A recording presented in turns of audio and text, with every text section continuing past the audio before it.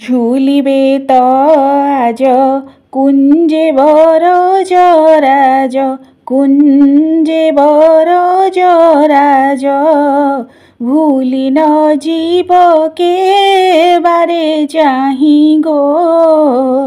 শুক সারি কপত ময়ূর পারাবত, রটিবে চিতর সাই গো।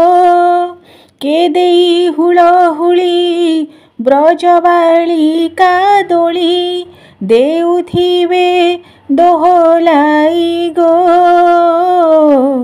ঝুলিবে তো আজ কুঞ্জে বরজরাজ, কুঞ্জে বরজরাজ।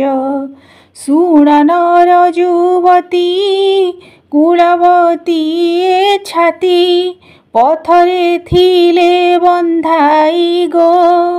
সে নটবর বেশ সতী ধৈর্য ধ্বংস, নহিবে কে অবা নাই গো।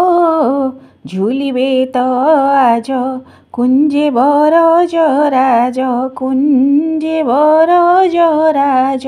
ପବିତ୍ର ଝୁଲଣ ଯାତ୍ରା ଶ୍ରାବଣ ଶୁକ୍ଳ ଦଶମୀ ଠାରୁ ଝୁଲଣ ପୂର୍ଣ୍ଣିମା ବା ଶ୍ରାବଣ ପୂର୍ଣ୍ଣିମା ପର୍ଯ୍ୟନ୍ତ ପ୍ରଭୁ ଶ୍ରୀ ରାଧାକୃଷ୍ଣଙ୍କର ଅପୂର୍ବ ଦିବ୍ୟ ଭବ୍ୟ ଝୁଲଣ ଯାତ୍ରା ଅନୁଷ୍ଠିତ ହୁଏ। ଦ୍ୱାପର ଯୁଗରେ ପୂର୍ଣ୍ଣାବତାର ପ୍ରଭୁ ଶ୍ରୀକୃଷ୍ଣ ମାନମୟୀ ଶ୍ରୀରାଧା ଗୋପୀ ଗୋପାଙ୍ଗନାମାନଙ୍କ ସହିତ ଏକତ୍ରିତ ହୋଇ ଯେତେବେଳେ ରସରାସର ଲୀଳାକୁ ରଚନା କରୁଥିଲେ, ଗୋପୀମାନେ ତାଙ୍କୁ ଝୁଲଣରେ ବସାଇ ଦୋଳାରେ ବସାଇ ଝୁଲାଇ ଦେଉଥିଲେ। ସେଇଥିପାଇଁ ତ ଝୁଲଣ ଜାତ।